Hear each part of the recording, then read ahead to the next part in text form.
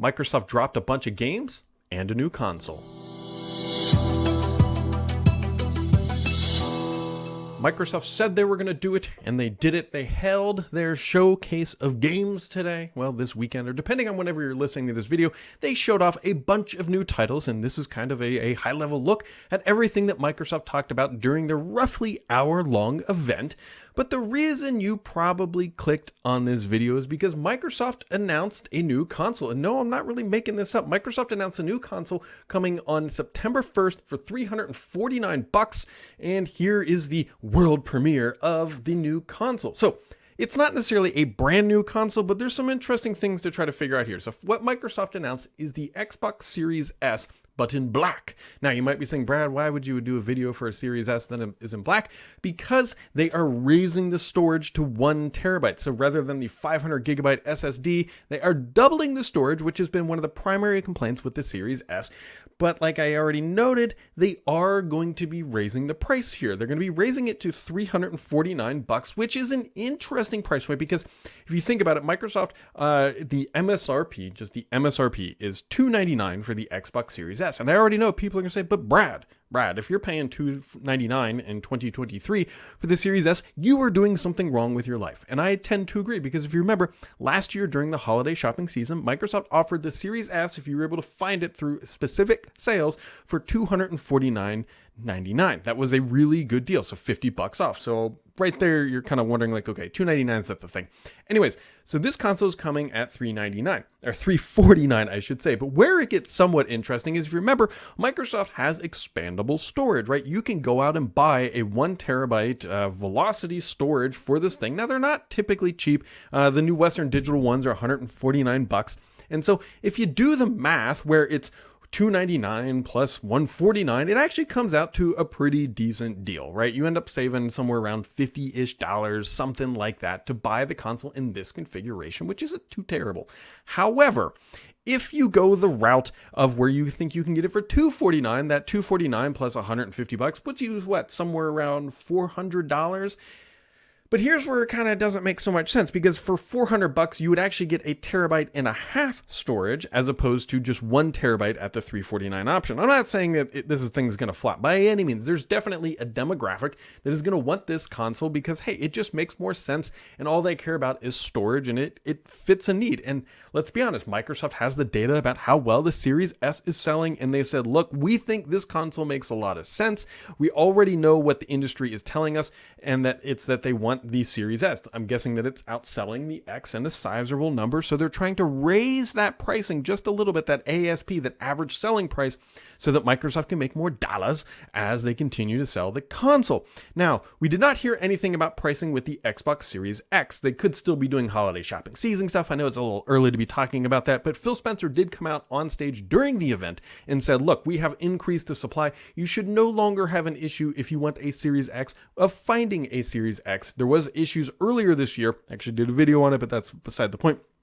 Is that it should be much easier to find. Now, this console will not be available until September 1st, which really kind of lines up Microsoft's holiday shopping season strategy is coming together here pretty quickly. So during the event, Microsoft also talked a lot about this title, Forza. Now, again, this game was delayed, so this is maybe a free, I don't want to call it a freebie, but Microsoft is punting this to the holiday shopping season, and it will be arriving on October 10th. So that means in September, we already know that we're going to be able to get a Starfield, right? Starfield is coming September 6th, and so that is the biggest game that Microsoft will be dropping this year, in my opinion.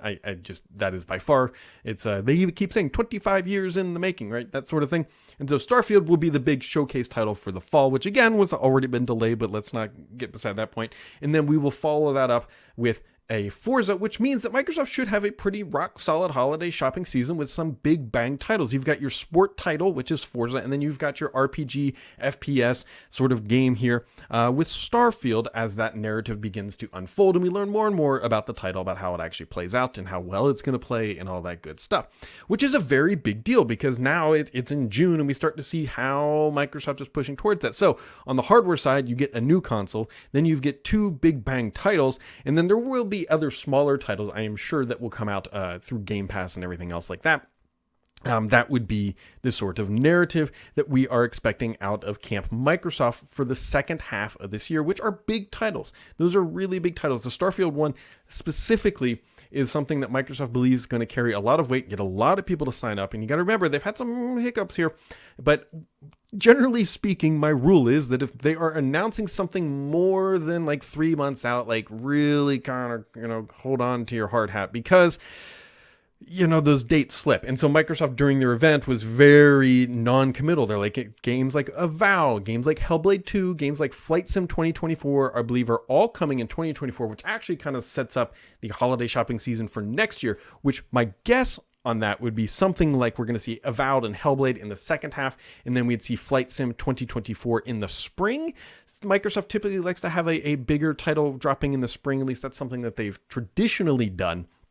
And so we'll have to see how next year sort of starts to line up, but they were definitely not giving specific dates for very, very obvious reasons. But back to 2023, Microsoft had a very respectful showing. I think that they did exceptionally well. I think that this was a good game showcase for them. The pacing felt on point. There wasn't that long, drawn-out conversations where they have interviews. Nope, it was just game after game after game after game, with some vague dates sprinkled in between. Like Towerborn, actually, if you're not familiar with it, looks, and honestly, let's be real here, you are not familiar with it because I believe it was just announced for World Premiere, which, by the way, World Premiere guy is back, thankfully.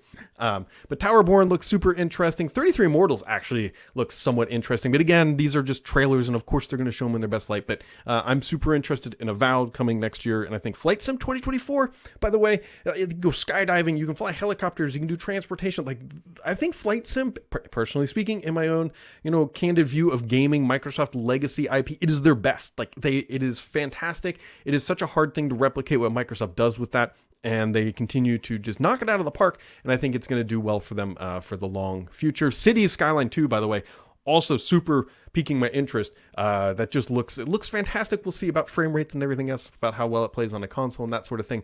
But it looks super, super fun. Of course, there's other titles. But anyways, back to the console here.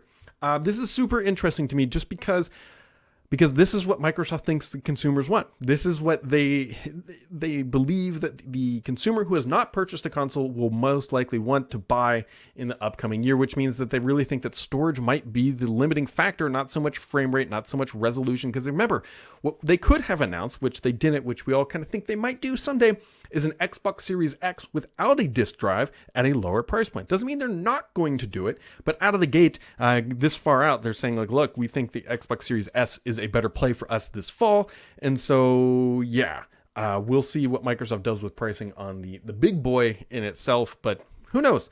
Who knows?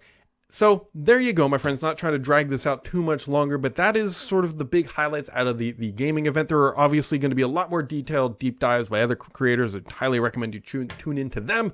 I like the business side of things. So as always, my friends, make sure to keep it subscribed here, because on the BS on this channel is me.